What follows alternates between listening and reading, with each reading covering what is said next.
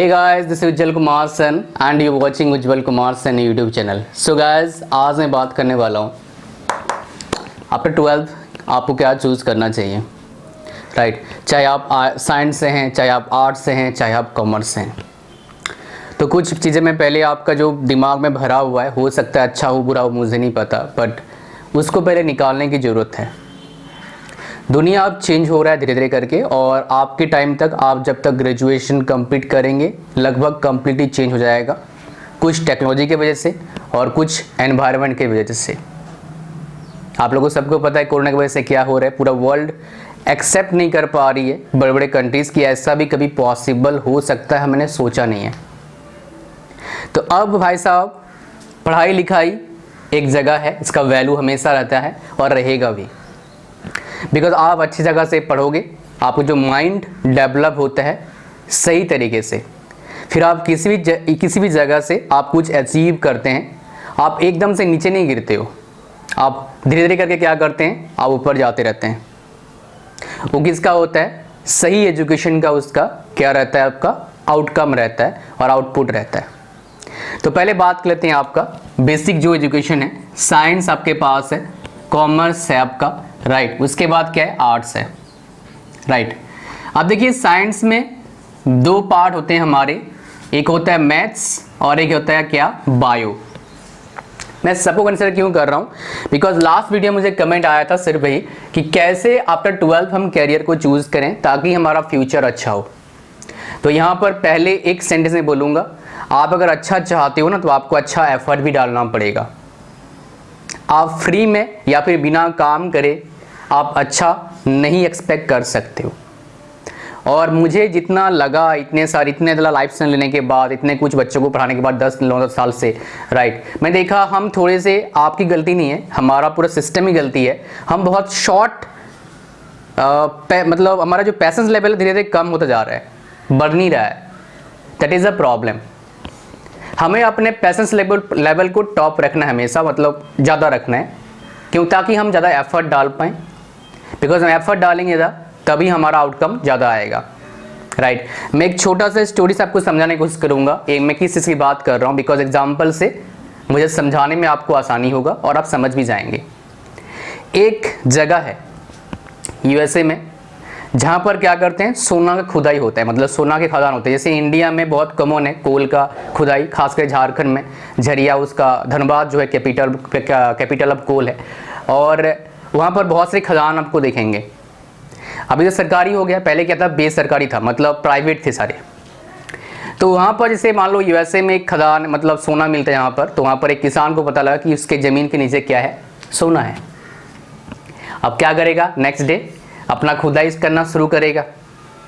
तो उसने 2 मीटर पहले खोदा, फिर बोला नहीं सोना निकल रहा है। 4 मीटर खोदा, नहीं सोना निकला। 10 मीटर खोदा, नहीं सोना निकला। 15 मीटर खोदा, नहीं सोना निकला। 20 मीटर खोदा, नहीं सोना निकला। तो उसने क्या बोला, किसने अफवाह में मेरा पैसा खर्चा करवा दिया और मेरा ज़मीन भी खराब कर दिया। तो वहाँ पर एक सही सोच वाला, ज़्यादा पैसेंस रखने वाला और प्रॉपर कैलकुलेशन करने वाला कि हाँ सोना यहाँ पर हो सकता है, मतलब है, उसने उस ज़मीन को बड़े सस्ते रेट में खरीद लिया। अब next guess what my dear, उसने सिर्फ 1 मीटर खोदा और सोना वाला मटेरियल जो होता है, सोना तो ऐसे निकलता नहीं कि सोना निकल रहा है, ऐसा नहीं निकलता है। सोना वाला जो मटेरियल होता है, मिट्टी से तो मिला होता है, वो निकालना शुरू हो गया, मतलब निकलना शुरू हो गया। इस कहानी से हमें क्या सीखने को मिलता है कि आपको हमेशा पैसेंस रखना चाहिए, पहला। दूसरा, आपको कैलकुलेशन करके पैसेंस रखना चाहिए। अब एक कैलकुलेशन करके पैसेंस कब कैसे पता लगेगा आपको, जब आपका माइंड सेट काफ़ी स्ट्रांग होगा, आपके पास प्रॉपर टीम होगा या फिर आपके पास प्रॉपर नॉलेज होगा, तभी। जो आपको स्टोरी बताया वो उसी का ही रिफ्लेक्शन है। आप इससे समझ सकते हैं किस चीज़ की मैं बात कर रहा हूँ। अब चलते हैं गाइस नेक्स्ट हमारे पास मैथ्स है, तो आपके पास अपॉर्चुनिटीज़ क्या है, बायो में क्या अपॉर्चुनिटीज़ है आपको ही बताऊंगा। एक तो हो गया भाई साहब MBBS, और एक आपका क्या है, बीटेक है। लेकिन मैं इनका नाम ले रहा हूँ, मतलब मैं नहीं बोलूँगा कि सारी जगह से कहीं से आप पढ़ोगे तो आपको सेम वैल्यू मिलेगा, नहीं। बीटेक आप करते हो टॉप आईआईटी से वैल्यू अलग मिलेगा, छोटे कॉलेज से करेंगे तो अलग वैल्यू मिलेगा।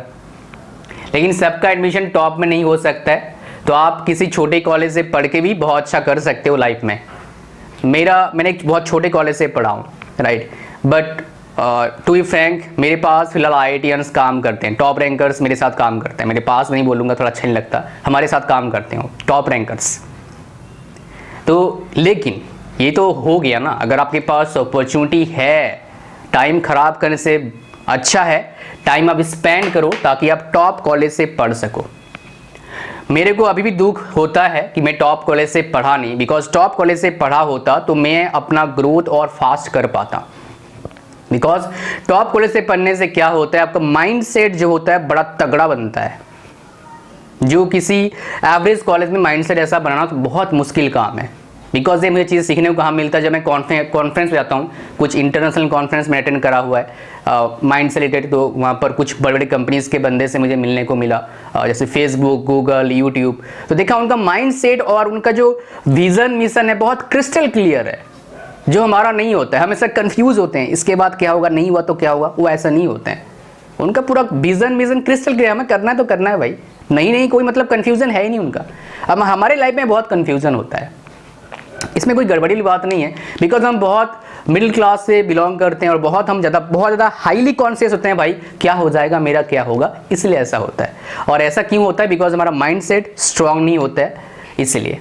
तो आपको क्या करना होगा, अपना माइंड सेट को प्रॉपर तरीके से, पॉजिटिव तरीके से स्ट्रांग बनाना पड़ेगा, राइट। और ये स्ट्रांग नहीं होने के पीछे लॉजिक सिर्फ क्या है, सिर्फ 5 to 10% फालतू चीज़ें हमारे दिमाग में हमने भर रखा है। इनको निकालने का सिर्फ एक बेस्ट और सस्ता तरीका, वो क्या है, किताबें पढ़ो, बुक्स, बढ़िया बुक्स पढ़ो, right. Everything will be fine slowly, right, जो मैं कर रहा हूँ फिलहाल। तो गाइज देखिए, बीटेक आपको करना है, अगर अपॉर्चुनिटी है अच्छे कॉलेज से करो, नहीं मिल रहा तब भी कर सकते हो। मैं अभी भी बोलूँगा बेस्ट ब्रांच कौन सा है, कंप्यूटर साइंस ही है और कोई नहीं है। मैं मैकेनिकल वाला हूँ, मैं समझ सकता हूँ कंप्यूटर साइंस का क्या वैल्यू है मार्केट में, अभी है, आगे और होगा, राइट। अच्छा, नेक्स्ट MBBS कर सकते हैं। बेस्ट कौन सा इंस्टीट्यूट है हमारे पास, एम्स है, वहाँ से मेरे कुछ नोन पढ़ चुके हैं, यहाँ पढ़ रहे हैं। CSC से कंप्यूटर साइंस से करेंगे तो कुछ IITs, टॉप के IITs नाम बता देता हूँ। IIT खड़गपुर, बॉम्बे, मद्रास, गुवाहाटी, दिल्ली, कानपुर, रुड़की, ये अच्छे IITs हैं। IISc बेंगलोर, यहाँ से आप कर सकते हैं। नेक्स्ट MBBS बता दिया मैंने। अब बीटेक के बाद और भी कुछ होते हैं, जैसे BBA, ये सबके लिए है। आप बायो के बाद भी BBA कर सकते हो, बीकॉम के बाद भी BBA कर सकते हो, और आर्ट्स के बाद भी BBA कर सकते हो, एक प्रोफेशनल कोर्स है। फिर अब बाद में क्या करेंगे, BBA वाले उनके पास बहुत बढ़िया ऑप्शन नहीं रहता है, MBA कर लो। BBA के बाद क्या करो, MBA कर लो, बेस्ट ऑप्शन है। अगर आपको BBA करना है, BBA का MBA करिए अच्छी जगह से, IIM बढ़िया रहता है। IIM ना मिले IIT से भी कर सकते हो, IIT ना मिले तो NIT से भी कर सकते हो, कुछ टॉप इंस्टीट्यूट्स भी वहाँ से भी कर सकते हो। इसके अलावा भाई साहब B फार्मा है, राइट। और मैं मानता हूँ इंडिया में कुछ इमर्जिंग कोर्सेज हैं जो आपको बताना चाहूँगा, जो पहले से, जैसे कंप्यूटर साइंस पहले से अभी भी है, आगे भी होगा। B फार्मा मुझे लगता है आगे और ग्रोथ होने वाला है, तो आप इस फील्ड में जा सकते हैं अगर आपको इंटरेस्ट है मेडिकल फील्ड में। तो B pharma is one of the best sector, I think so, because आप समझ सकते हैं मेडिसिन के सेक्टर में जो टैबलेट्स है, इंजेक्शन है, इस फील्ड में बायोटेक्नोलॉजी, B फार्मा, ये काफ़ी ज़्यादा और ग्रोथ होगा इंडिया में, मुझे लगता है। जो करंट सिनेरियो में देख रहा हूँ उस बेस पर आपको बता रहा हूँ। तो one of the emerging branch कौन बता देता हूँ, बीटेक में भाई साहब एमर्जिंग ब्रांच कौन सा है, फूड टेक्नोलॉजी। बायोलॉजी में कौन सा है, B फार्मा। और ऐसे नॉर्मल कोर्सेस आप BSc कर सकते हो, you can do BSc any honours, यहाँ पर ही BSc कर सकते हैं। दैट इज नॉर्मल कोर्स, सबको पता है, बताने की जरूरत नहीं है। बीकॉम के बाद आप क्या करें, जो कॉमर्स वाले हैं सबसे बेस्ट ऑप्शन उनके पास क्या है, इन्वेस्टमेंट बैंकर्स जो होते हैं, आप MBA के बाद जा सकते हो उस फील्ड में, बेस्ट ऑप्शन है। ट्रेडिंग वाला बिजनेस जो है बेस्ट ऑप्शन है, राइट। ये काफ़ी अच्छे ऑप्शंस हैं, बिकॉज ये डायरेक्टली रिलेट करते हैं इकोनॉमी के साथ, तो इनके लिए पैसा अर्न करना, नाम कमाना, अच्छा ग्रोथ करना काफ़ी एक अच्छा अपॉर्चुनिटी है जो करेंगे, राइट। काफ़ी शानदार अपॉर्चुनिटी है। बाकी वैसे आप BCom कर सकते हो, फिर MBA भी कर सकते हो, right, you can do that. Teaching भी जा सकते हो, वो सारी अपॉर्चुनिटी है सब जगह। आर्ट्स ने भैया आप यूपीएससी का प्रिपरेशन कर सकते हैं हिस्ट्री ऑनर्स लेके, काफ़ी शानदार। मतलब कोई भी ऑनर्स लेके आप क्या कर सकते हैं, यूपीएससी प्रिपरेशन करो। आप जो टाइम आपको मिलता है आप उसमें उस टाइम को कॉम्पिटिटिव एग्जाम्स मतलब गवर्नमेंट जॉब के प्रिपरेशन के लिए दे सकते हो, राइट। हालांकि इंडिया में थोड़ा सा ये देखा गया है कि जो ज़्यादा टैलेंटेड हैं वो डॉक्टर या इंजीनियर बनते हैं, फिर बाकी छोटे मोटे कोर्स बोलते हैं। छोटे मोटे मना आता है, मैं नहीं मानता हूँ, ये सारे कोर्सेज का वैल्यू है भैया। तो ऐसी बात नहीं कि आर्ट्स जो पढ़ते हैं उनके अंदर कुछ नॉलेज नहीं होता है। तो आप अपने आप को क्या कर सकते हैं, आपका जो भी रीज़न रहा होगा आर्ट्स कॉमर्स या कुछ लेने की वजह से, आप अपने आप को चेंज कर सकते हो। और चेंज कौन करके देगा, आप खुद करेंगे, कोई और नहीं करके देगा, राइट।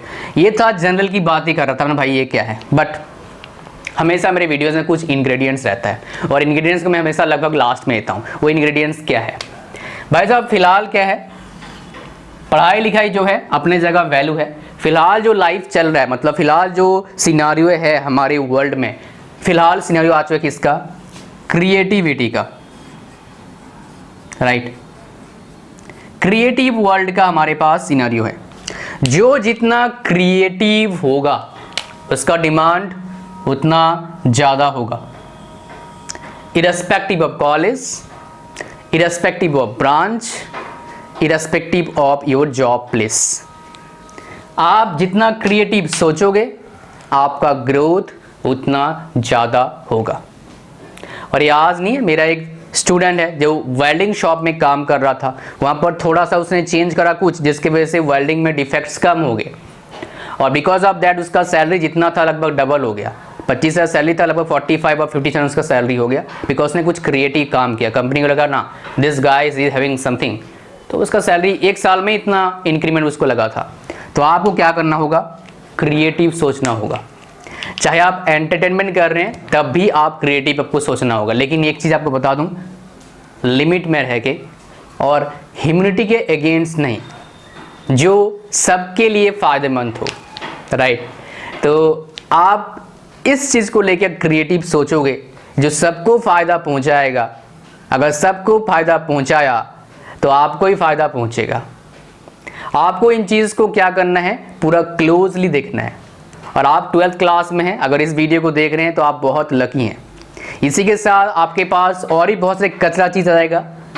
आप थोड़े से क्या करिए, अपने टाइम को इन्वेस्ट करिए, वेस्ट मत करो, इन्वेस्ट करो, ताकि आप सही चीज़ें सीखें। बिकॉज इंटरनेट पर सब कुछ है, अच्छा है, बुरा है, फलना है, ढिकड़ा है। आपको चूज़ करना है क्या आपको करना है लाइफ में। आपके पास सब कुछ है, the whole freaking world is open for you.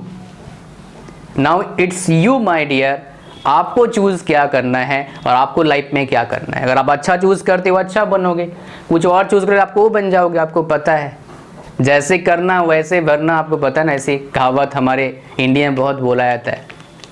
तो मैक्सिमम टाइम ये होता है, राइट।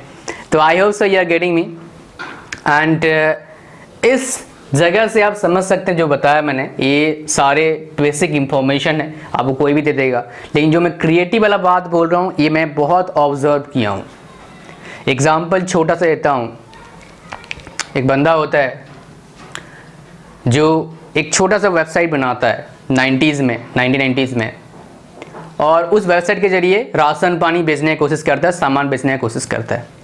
जाहिर सी बात है कुछ नया करेगा, पहले लोग करेंगे तो लोग हंसेंगे उस पर, अरे क्या बकवास कर रहा है तू, क्या टाइम पास कर रहा है, अपना दुकान चला। आज वो कंपनी पता है कौन है, अमेजन है। That's because of only what, creative thinking, right. So guys ये सारा इंफॉर्मेशन आपको ऐसे मिलते रहेंगे and thank you very much for watching this video.